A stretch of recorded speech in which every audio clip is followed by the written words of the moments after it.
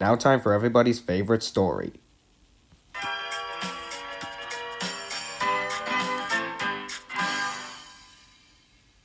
Lots of people travel to the big station at the end of the line. Engines from the other railways sometimes pull their trains. These engines stay the night and go home the next day. Gordon was talking one day to one of these. "When I was young and green," he said, "I remember going to London. Do you know the place? The station's called King's Cross." "King's Cross?" snorted the engine. "London's Euston. Everyone knows that." "Rubbish," said Duck. "London's Paddington." "I know. I worked there." They argued till they went to sleep. They argued when they woke up. They were still arguing when the other engine went away. "Stupid thing," said Gordon crossly. "I've no patience." "Stupid yourself," said Duck. "London's Paddington. Paddington! Do you hear?"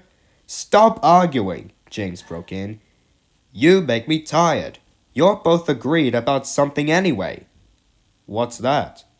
"London's not Euston," laughed James. "Now shut up." Gordon rolled away, still grumbling. "I'm sure it's King's Cross. I'll go and prove it." But that was easier said than done. London lay beyond the big station at the other end of the line. Gordon had to stop there. Another engine then took his train. "If I didn't stop," he thought, "I could go to London." One day, he ran right through the station. Another time, he tried to start before the fireman could uncouple the coaches. He tried all sorts of tricks, but it was no good. His driver checked him every time. "Oh dear," he thought sadly, "I'll never get there." One day he pulled the express to the station as usual. His fireman uncoupled the coaches, and he ran onto his siding to wait till it was time to go home. The coaches waited and waited at the platform, but their engine didn't come. A porter ran across and spoke to Gordon's driver.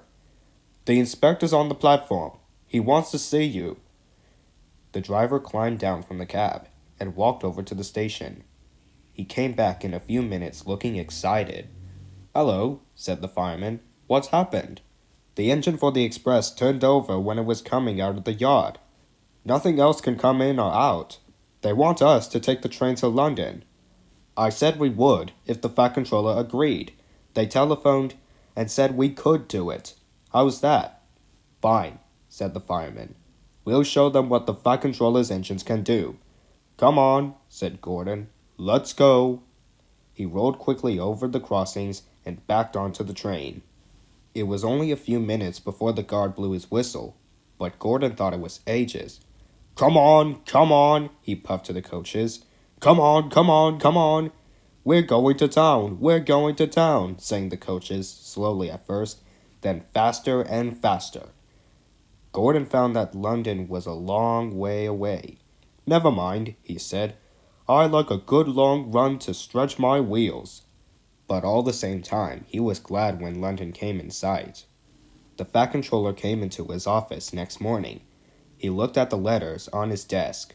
One had a London postmark. "I wonder how Gordon's getting on," he said. The station master knocked and came in. He looked excited. "Excuse me, sir. Have you seen the news?" "Not yet." "Why?" "Just look at this, sir." The Fat Controller took the newspaper. "Good gracious me," he said. "There's Gordon. Headliners too. Famous engine at London Station. Police called to control crowds." The Fat Controller read on, observed. Gordon returned the next day. The Fat Controller spoke to his driver and fireman. "I see you had a good welcome in London." "We certainly did, sir.